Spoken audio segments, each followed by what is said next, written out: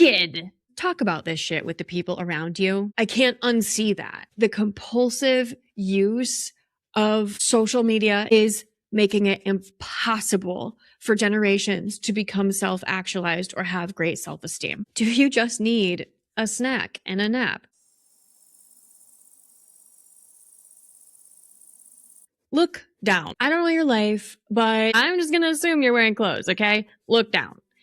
Have you ever wondered what goes into the clothes you're wearing right now?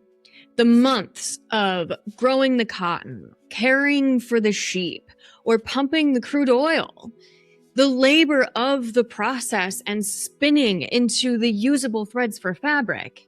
The washing, the dyeing, the patterning, the sewing processes done by worn hands that you will never see.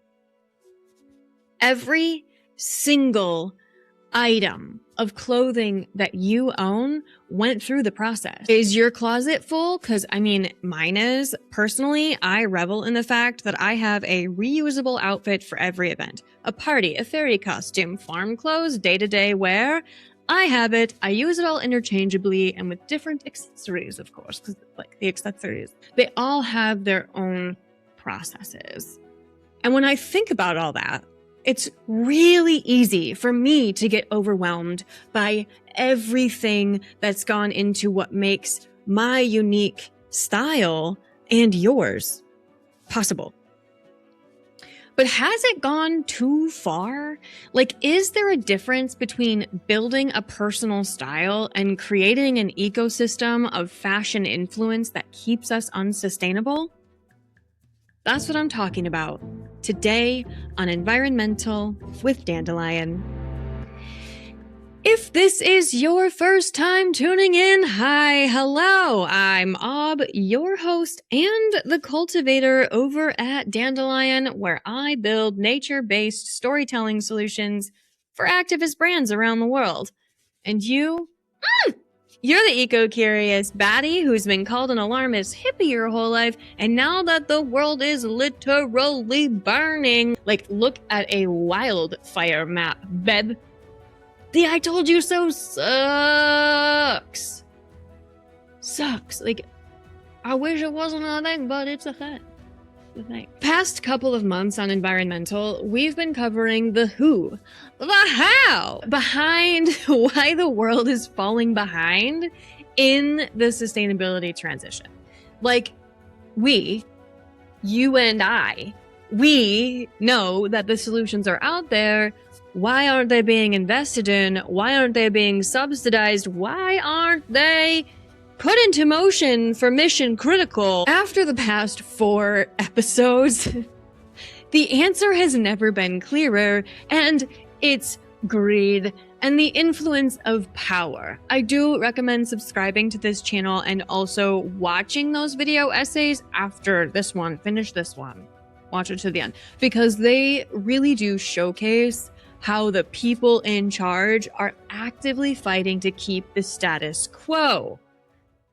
Pete Hegseth literally just went off on Democrats for not funding the war, even though the military-industrial complex has never made more money. Ever. Ever. Okay? That news came out today because it happened yesterday as at the time of this recording, and I was screaming at the TV, so that's probably what put me in this mood. Anyway, today's episode is a shift in the gears, because although we're living and working in extractive systems from above, when I look to my left and I look to my right and on my screen, I see people, not dead people, just people. And the people around me, just like the people around you, have the biggest influence in how I act and think and feel. Back to the process of how our clothing is made, I really suggest checking out Eve Schraub. Schraub? That feels Dutch. Schraub. She's literally growing a linen dress in her backyard. Week by week, she is sharing everything from the seeding and growing the flax, shredding, breaking, brushing, and spinning. It has taken more than a year so far, and she's not done yet. She's not done. It takes a long... Look at this dress. Look how long it's taking her to make this dress. That puts the mountain, literal mountain of textile trash in perspective, doesn't it? It made me think about the clothing of the past and how much more connected we were to how we consume and what we actually need. So what do we need? And are we over-consuming? That's a real question I've been asking. Because I want to understand, like, are we actually over-consuming? What do we actually need? So, as I do, I started from the beginning and asked and looked it up. What do we actually need? We're going to start with Maslow's hierarchy of needs. That's this beautiful triangle here. At the bottom, you've got psychological needs. We've got to be able to breathe and eat and sleep and drink, right? Clothing is explicitly listed here, but I would say that that's actually warmth and protection and not like fashion. I don't think fashion for most people is at the bottom of their triangle. The second one is safety and security. In this society, that looks like health and job security. And, you know, like as social creatures, safety and security also includes communication. And of course, I would personally add a safe environment as well. And here I'm going to push a shameless plug for the Green Amendment. So we need a Green Amendment. Shameless plug. The third one on our list is love and belonging. This is where that need for communication turns into a need for community and connection. It's about feeling loved and accepted for who you are. We all need a little bit of love. And that leads us to self-esteem. Turns out, self-esteem doesn't just come from inside of us. It's built on everything that came before it. Being loved and accepted and secure and safe are necessary for feeling sure of yourself.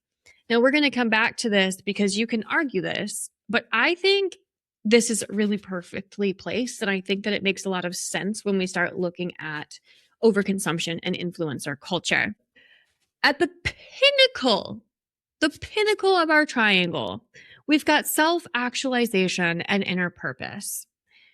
It's the goal. This is the goal. This is what we're all looking for. It's where morality and creativity and purpose and meaning lives. If you're hearing my dog, that's my junior barketer. She has self-actualized.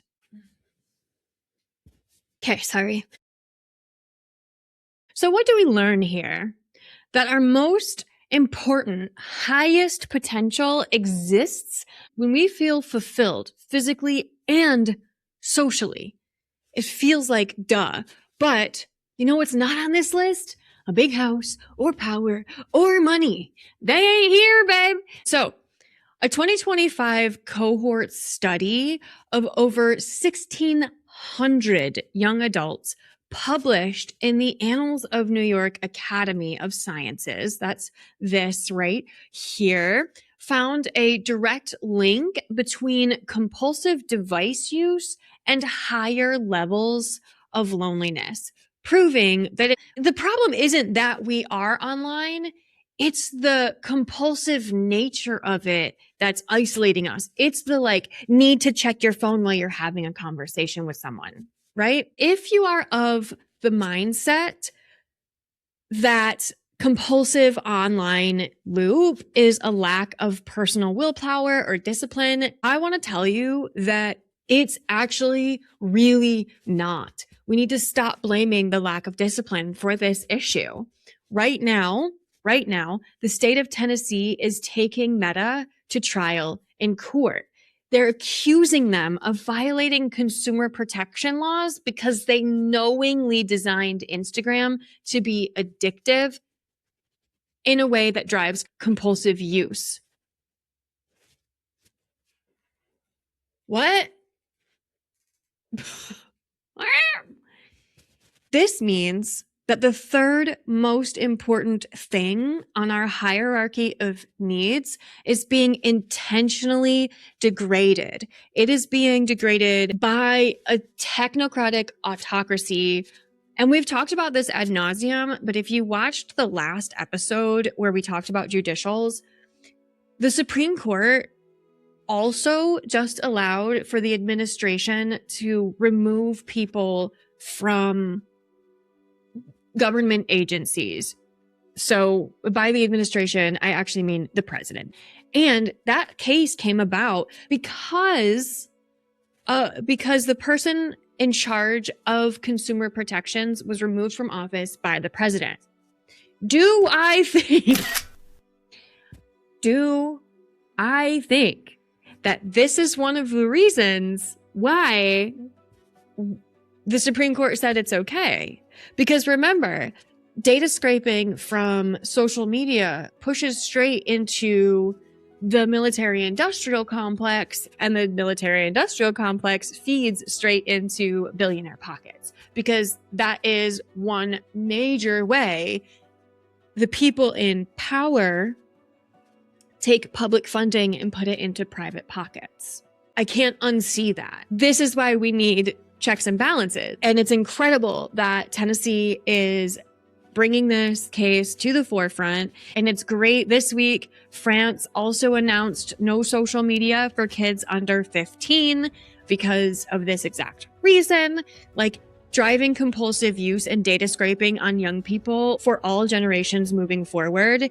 That means data scraping every single part of your life forever is reprehensible. I mean, this is a side rant, but that is what's happening. And we should not be standing for it, because at the very least, the compulsive use of social media, Instagram in this case, is making it impossible for generations to become self-actualized or have great self-esteem. This pyramid stacks.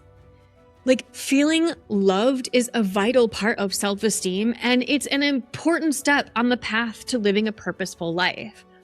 When our sense of community is degraded, what do we fill the space with to reach the next level of self-esteem? It made me wonder, like, is this how toxic influencer culture came to be? Like, is this why it's happening?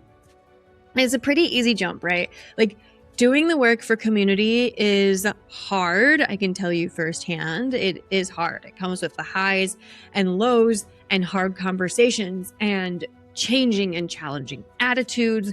When we're already compulsively online, it is very easy to see it as a way to have a community to grow self-esteem, even though the studies show that this type of parasocial relationship building leads to more loneliness.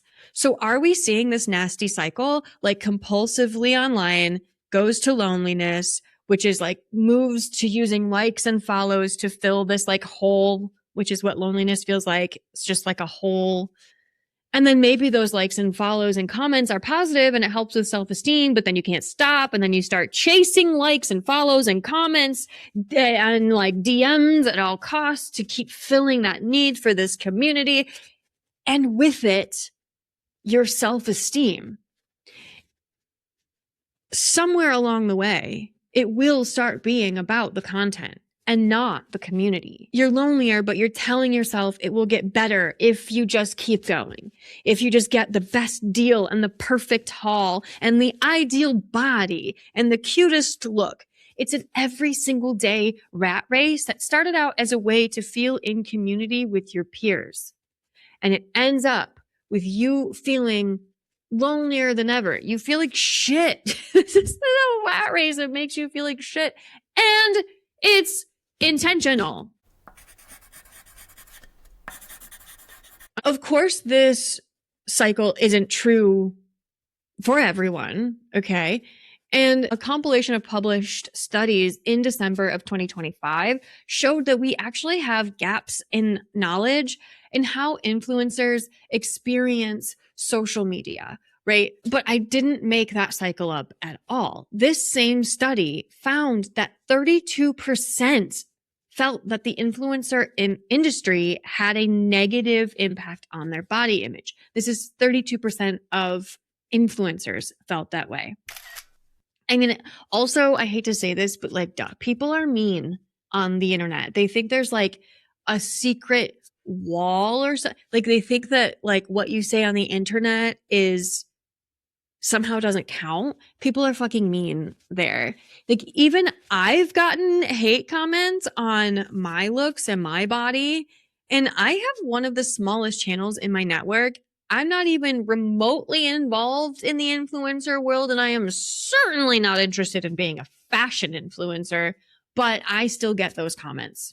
So can you imagine being someone that does this intentionally? I can't. First off, I can't imagine being really mean to someone in some of the ways that these comments, but also I can't imagine some of the hate that body or fashion or makeup influencers get on the internet. It's horrible. And then again, like in many other episodes, I see you going, what does this have to do with keeping us unsustainable?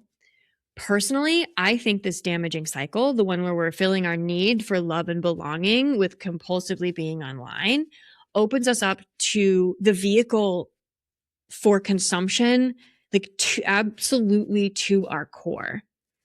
We're feeling lonely or misunderstood or not good enough. So we go on Instagram looking for people who relate to us. And we find those people. And we also find people projecting perfect lives and perfect bodies. And it gives you that, if I could just have that thing, I would be so happy. This algorithm normalizes consumption of content, of clothing, of gear, whatever it is that you use as a balm for being bored, unhappy, unsettled, scared, whatever. It wraps us in this cozy little blanket of dopamine and novelty, and it lasts for just a little while. It's just like cozy for a little while. And we do it over and over again. Remember, this is compulsive. So to answer my original question, are we over-consuming? Yes, I think we are over-consuming stuff. But I also think that we're under-consuming kindness and community. Studies show us that chronically lonely, angry, sad, scared, addicted people are more and more frequent right now. But people who feel safe in their environment and in their social experiences have a safeguard against the impulsive decisions we make when we're on a doom spiral on our couch. And that's on us. Like, honestly, I love to sit here and tell you about how Zuckerberg created a platform that is increasingly toxic, or how Trump et al. Have sown division between neighbors and countries. I could talk about how inflation, shrinkflation, and lack of investment in health, environment, renewables, and safety have pushed people out of public spaces and isolated them in their homes. I can definitely blame billionaires, tech bros, the military-industrial complex, the administration, and the courts. Yes, and I do. I definitely blame all of those, but I'm a critical thinker too, just like you. And I think it's only fair that we cover this other side of consumption, which is demand, from people like you and me. Any business CEO human will tell you that demand drives their choices. This is true for any type of consumption, but nothing showcases it clearer than the issues surrounding fast fashion. It is absolutely no secret that the fashion industry is a huge problem, right? It's one of the first things you learn about when you start on the sustainability journey. Like, the baby of the baby eco-curious baddies are like, yeah, fast fashion needs to stop. It is a problem. But it isn't. It doesn't stop. It just keeps on keeping on. I mean, look at this ad. It's a perfect representation. And for those of you listening and not watching, I'm showing the Emmanuel Morelli Shein ad with the mountain of like textile waste hanging to the ground behind the beautiful woman. Yeah, it's all over the place right now. So it's likely that you've seen it if you're in the sustainability world. The caption that goes with this post says, "When clothing becomes cheaper than dignity and faster than ethics, we're not just buying clothes, we're investing in collapse." Fast fashion isn't fashion. It's a cycle of extraction, production, pollution, and discard disguised as choice. We can't keep celebrating empires built on exploitation and calling it innovation. It is time to rebuild slower, fairer, cleaner. I agree. Do you agree? Well, the comment section doesn't. It is full of people defending Shein, calling him out for not including additional brands, bitching at him for using AI to generate the ad, or talking about how the issue is the demand, not the supply. I don't know. This is something I really struggle with. Like, it's manufactured demand, but like, sure. Supply can also just be no. Well, you just don't have it. But to add insult to injury, this report from the Manchester Media Group found that people are buying 60% more clothing than they did 15 years ago, leading to 92 million tons of textile waste being produced annually. And honestly, in this article, they talk about how the influencer culture is fueling that. The overproduction problem is so grotesque that as of July 19th, 2026, the European Union's ban on destroying unsold clothes and footwear officially went into effect. Large corporations can no longer quietly incinerate or landfill thousands of tons of brand new, unworn inventory. They have to prioritize keeping products in use by selling them or preparing them for reuse. And it's stuff like this that makes me feel not like blaming people for keeping the world unsustainable, because that story is completely messy and it's incomplete. I do believe that people are FOMO'd and programmed to overconsume goods and expect constant upgrades and planned obsolescence, but it is still people clicking the checkout buttons without another thought. Okay. We're still the ones pushing the button there. And it leads to this. Okay. It leads to these mountains and stacks of textiles being wasted. We know that. And now you found yourself in another guilt spiral. Because remember, we're also compulsively online and lonely. Being chronically stressed out about climate change and shopping the latest cult aesthetic are not mutually exclusive. After the research for this episode, I can tell you that your algorithm can be filled with both shopping hauls and climate anxiety. Okay. I need to fix my algorithm after this. Okay. That's what I do for you. Now we're going to look at Shein because that's how we started this conversation with the viral ad. And it's just such a well-known example. But in case you are not in this world, congratulations, by the way, know that there are hundreds of wannabe Sheins out in the world. Some of the most common ones you're going to see are Temu, Cider, Romwe, H&M, Boohoo, ASOS. All of these are operating with the same vibe, and they're all overproducing and creating millions of tons of waste. And they're doing it all under the guise of demand and the culture of consumption.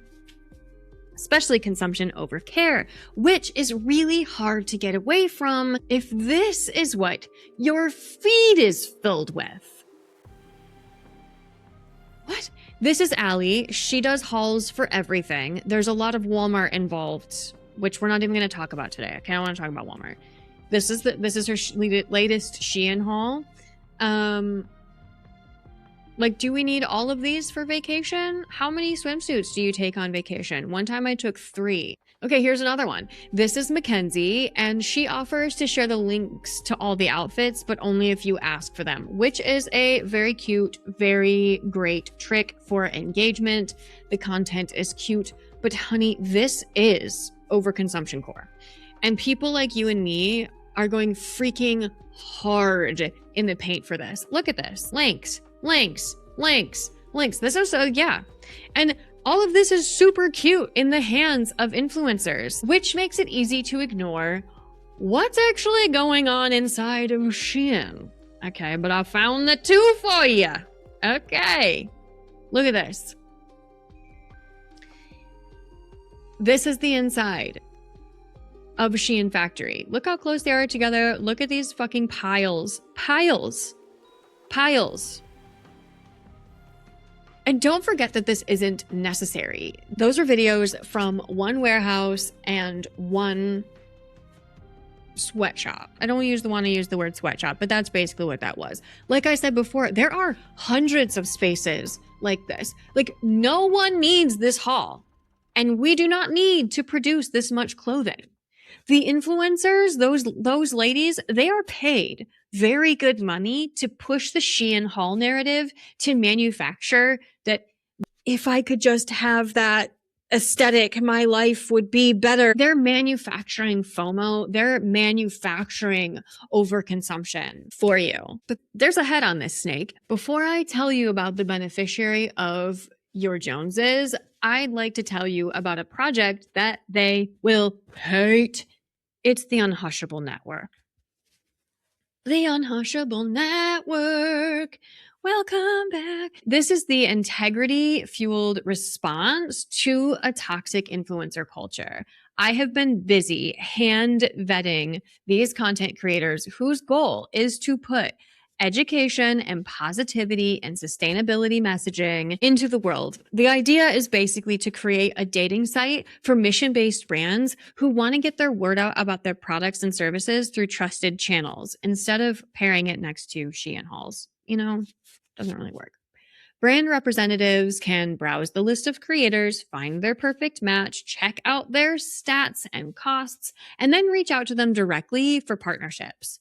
It really is that simple. Like, I do not want to be a middleman. Yes, there is a small membership fee that pays for me in my vetting process because this stuff takes forever. We are hard launching after the summer of heat waves has passed here in the Netherlands, because I don't work that well when it's like outside. But you can be the first to know about it, the soft launch, if you sign up for the waitlist at the link in my show notes. Thank you for listening to this sponsored message, sponsored by me. Do you know who would hate the Unhushable Network? Who I would never allow to join? Well, literally any of those people that I've shown you so far. And also Chris Zhu, Shein's founder. Mr. Zhu, I'm saying Zhu. Mr. Zhu isn't a hugely public figure like a lot of the new billionaires and the trillionaire gloating around with their cocks out. He's a lot more subtle, okay? But he came out of his hole in February like a groundhog checking for spring, and he gave a speech about Shein, okay? He talked about how platform exports have exceeded 14.53 billion US dollars, and they're poised to grow. The whole talk was really about speed and how AI studio design coupled with data scraping and real-time market sales trends allows them to be fast fashion. Like, this guy just showed up and he was like, here's how we fast fashion. I mean, Usually when we talk about data gathering, we talk about what amounts to terrorism, but in this case, it's just literal mountains of trash. So your purchasing data, generally it goes back to Shein or Cider or Runway or like any company that you buy from online. They receive your purchasing data, okay? Fast fashion is openly decided that they're going to use it to sell thousands of designs that they have not produced yet. This is how they use your demand against you, and why it's so hard for me to be like, humans and people, the unwashed masses, the peasants are the problem. Because you can search for something, their data picks it up, shows you what you've searched for and clicked on, and then sells it to you for cheaper, all before ever even producing it. It sounds cool, I know. And even though this could be used as a sustainability tool, it's not, because it's happening in mass and it's not happening with sustainability in mind. It's happening on top of what they're already overproducing. And yes, Shein has a whole section on their website about sustainability and cutting greenhouse gases. Evolution. And sure, you know, I love to see a sustainability statement.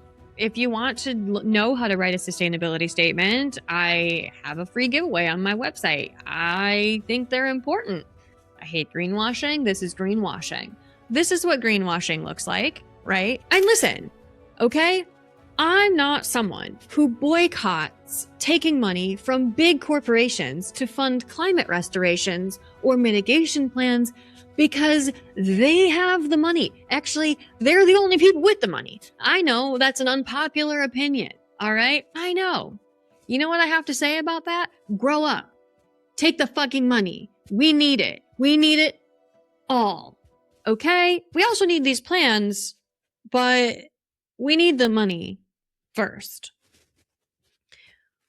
What I think is super important to point out here is that a company that goes from 100% to 50% greenhouse gas emissions is not the same thing as a company that goes from 50% to 25% or 25% to 12%. Okay? There is no way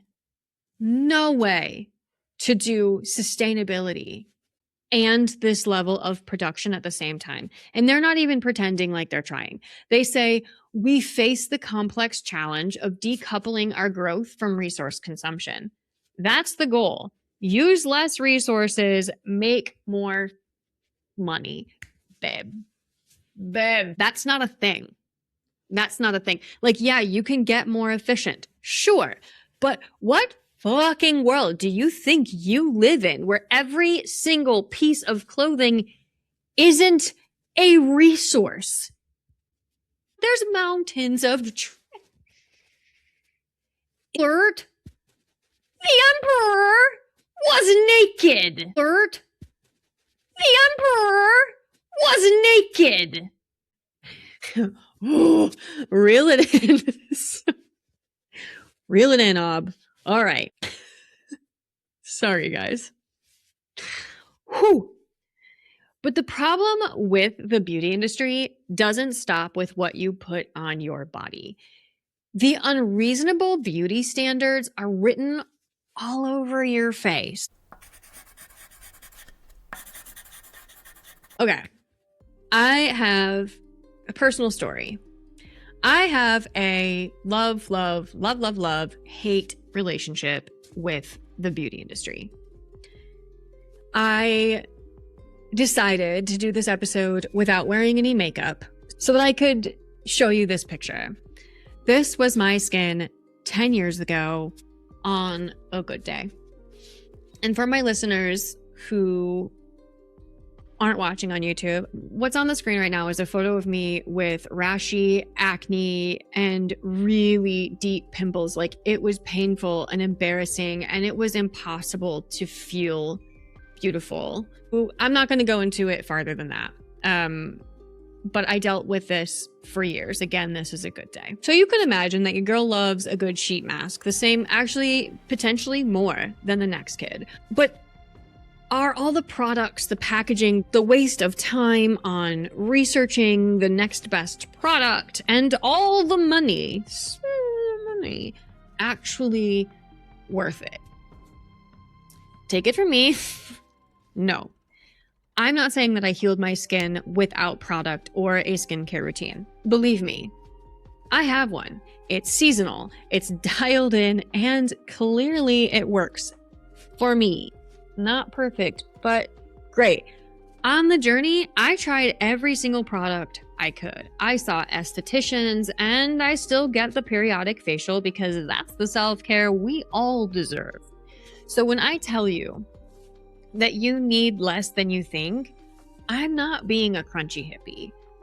Using too much and using the wrong product always makes your skin worse. But in today's climate, when the problem gets worse, they tell you to add more products to your routine and more shit to your cabinet. And when that doesn't work, they give you the makeup. Let's watch. Okay.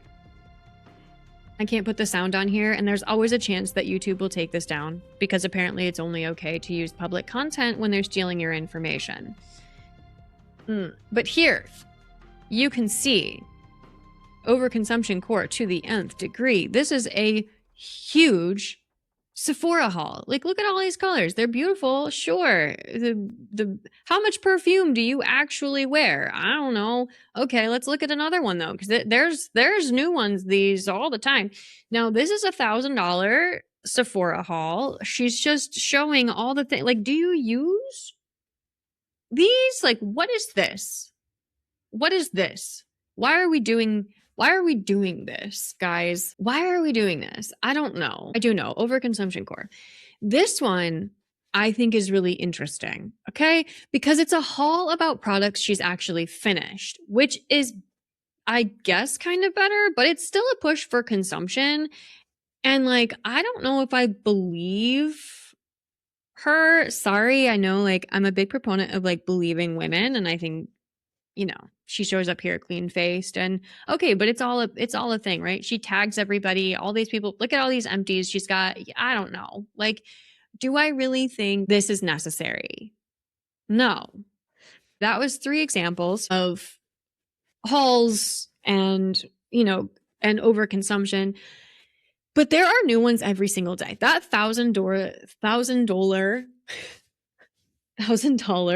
Sephora haul happens every day on the internet, all day long and all night long, and in all 24 time zones. And you're like, babe, what are we doing? Why are we doing that? Are you interested in that? I don't know. People are consuming it, so they must be interested in it. But like, what's it doing to us? Well, I know what's doing to us. It's making us like compulsively consume the internet and get lonelier all the time. Anyway, okay, I'm off topic. Let's go. A lot of that shit, though, it goes straight to the landfills. And I do not have pictures of the dramatic, huge waste piles of bathroom products like we do with the textiles, because they're not sorted in the same way. Also, the use of our products happens behind closed doors. It is totally normalized to just keep consuming. We don't even think about it. Like, if you look through a landfill, you're going to find so much personal care, packaging, so much. I would say that I don't have any sort of numbers. I'm not going to make up how much percentage. But with a culture like this shouldn't come as a surprise, right? That we're looking at 7.9 billion pounds of plastic waste and growing produced by the industry annually since 2018. That was 8 years ago, and that number is growing. So billions. But like, maybe you don't connect with this. So let me ask you a question. How many bottles are in your shower? your skincare routine. How much makeup do you own? How big is your trash pile? Copy paste your trash pile to billions. Because according to this article published in the National Library of Medicine, 90% of people have at least a basic routine of personal care. That means the industry has a huge and ever-growing potential. It means that the demand for skin and beauty products will never, ever change. This industry can release something new, create a new buzzword about a specific wrinkle, like this third laugh line wrinkle, crow's foot wrinkle, and bam! You add this new product to your routine, and the industry uses your demand against you. The overconsumption is off the chain. Honestly, when I watch those hauls, my skin feels the phantom pain of all of those acne days gone by. But these influencers, they're making a good amount of money to share this stuff. And that same article from the Library of Medicine says that a lot of it could very well be toxic to your body. I think this calls for a worldwide detox. Wouldn't that be weird? And I guess that's kind of like what the pandemic was, but it didn't really stick. Anyway, this article is from Tree Hugger, and it gives an excellent overview of how to win the product fight happening in your personal bathroom. Okay, you can find it in the resources link in my show notes. I do recommend reading this one. And if you haven't heard about ProjectPan, the concept is very, very simple. Use your products up before you just go and blindly buy more. It seems really simple, but to my fellow dopamine seekers, what does this actually look like for you? So if you need inspo, check out this Reddit thread. I love it. Look at all these people and their stashes. They are shopping from their own cabinets. Look at all this perfume. No perfume until I get through some of those. That's amazing. Good job. They're supporting each other while they're also bringing their bathroom shelves into the light, which I think is the kind of influence we need in the world. Oh, there are literally new posts on here every single day. Look at these things. People are just like, you know what? I'm going to use them all. Yes. Get, go, get, go. I love this post.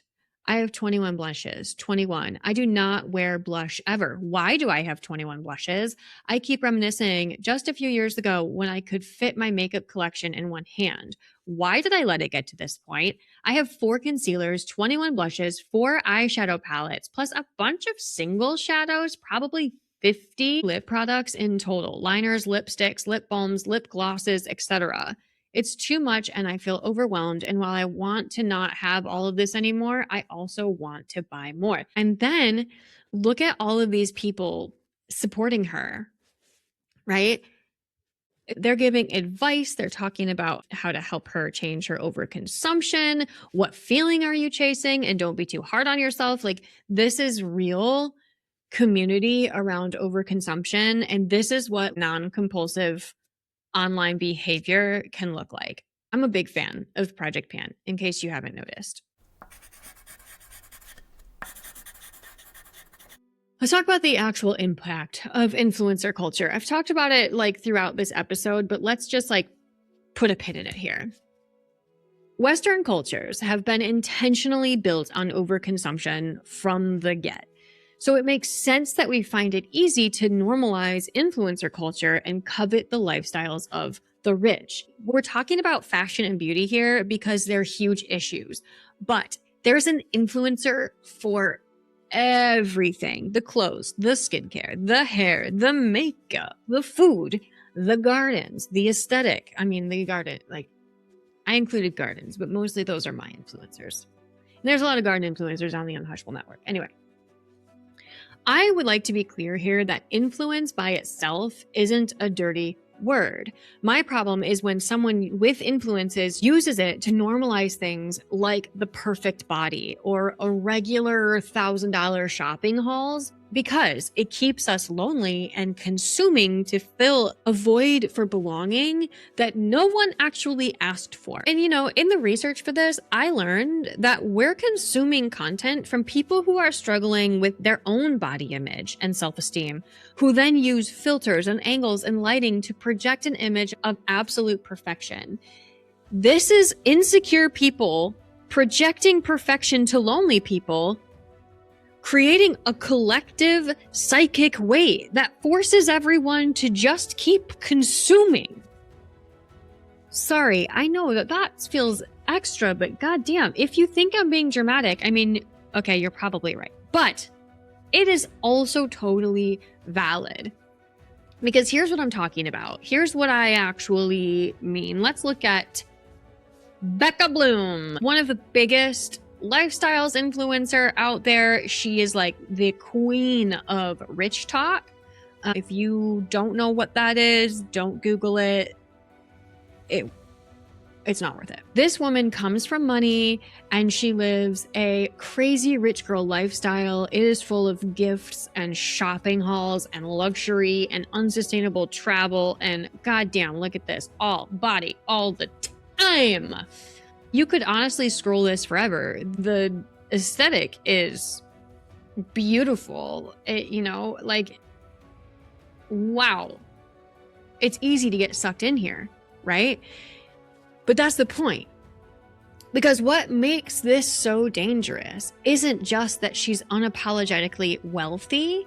I mean, y'all know how I feel about the billionaires. They're unethical, period. We've been over it and over it. That's a separate category here. The danger here is how Mrs. Bloom delivers her luxury hauls, private chefs, yacht parties, and Cartier jewelry mixed in with this like calm, meditative narration and this financial wisdom. It's easy to have financial wisdom when you like are born and raised and rich. She's created a successful human centipede of hyper-extractive capitalism with mindfulness and self-actualization curated to make you believe that this immaculate pastel luxury lifestyle is a baseline for being a healthy, evolved human being. This shifts the blame of systemic burnout and loneliness onto you. Like if you are tired or lonely or broke or broken by an unsustainable world, the algorithm doesn't tell you to change the system.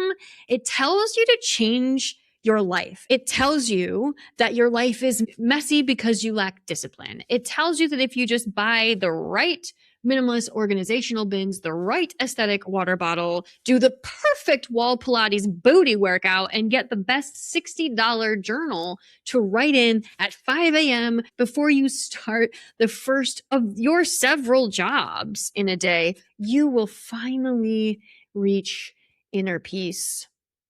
Also, this is a problem. Yes, the one-to-one, like consumption by itself is a problem. Yes. Okay. But I would say that that is a symptom of a deeper cultural issue.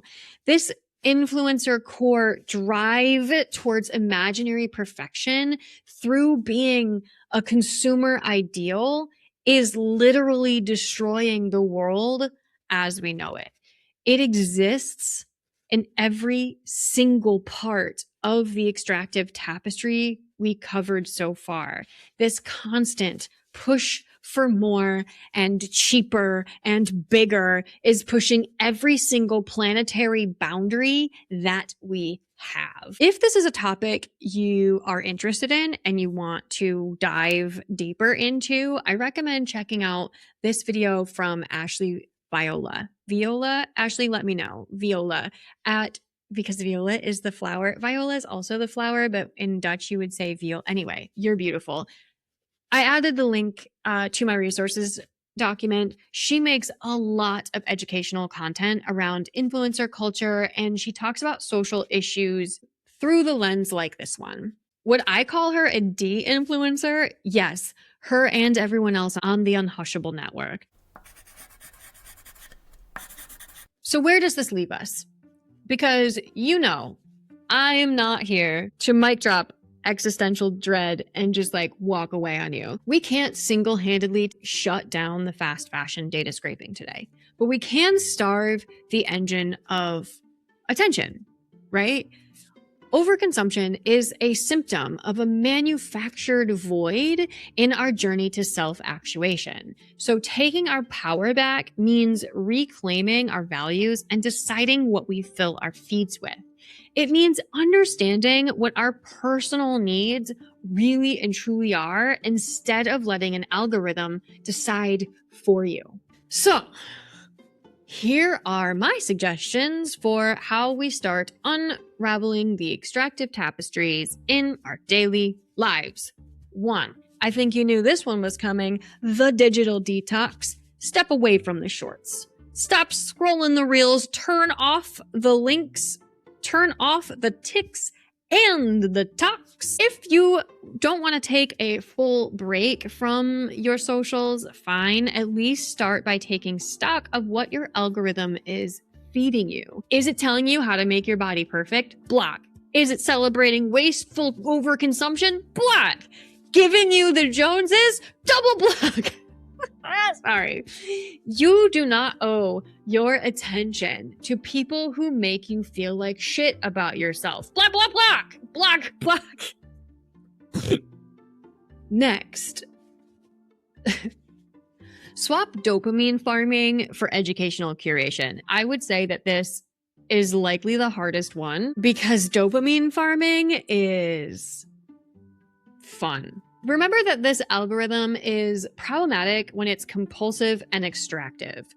It's still a great tool for connection and joy, support, and learning. Set about replacing your content consumption with educational creators on the same topics that you're interested in. For me, this one made a huge difference, especially when it comes to personal acceptance around things like my ADHD. That detox took a while, but actively following creators that aren't just affiliate marketing for shitty brands made a huge difference in my feed, and it helped me create a space for curiosity in my algorithm. Number 3, catch your consumption in real time. Build in a pause before you click buy now. Yes, okay. Open the tab and let it sit open, but give it an hour or a day before you buy something you don't actually need. This takes being gentle and very honest and very firm with yourself about what you're trying to soothe. Are you just looking for that dopamine kick? Because girl, or is the 12-step Korean skincare routine really something you're going to be able to post on ProjectPan? Do you just need a snack and a nap? We're all tired. And finally, talk about it out loud. This is the biggest, most helpful piece of advice that I can give you. And I think I give it every single episode. It's how we fix this algorithm-fueled youth mental health crisis. Hell, it's how we fix all of our mental health crises. The ultimate antidote to an algorithm designed to isolate and monetize you is real, uncurated human connection. In layman's terms, talk about this shit with the people around you. Need a new outfit? Host a clothing swap. Want a new skincare routine? Talk to your friends about what works, and maybe they'll even share a product with you to try. Shame lives in the shadows, and shining a light on it makes you brave.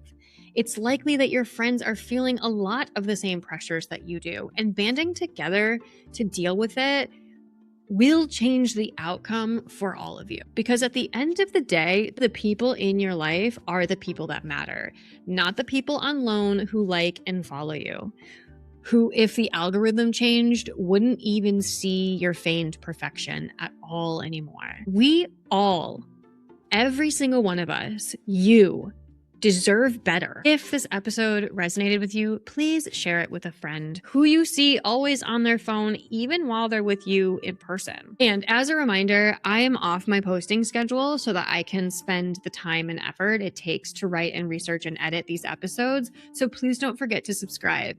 I'm taking a short break to visit my folks for their 40th wedding anniversary. And when I get back, I have a special episode planned for you. It is not part of the Extractive Tapestry series. If no one told you lately, thank you for the work you do, especially if the work is on yourself. And I will see you next time. Bye.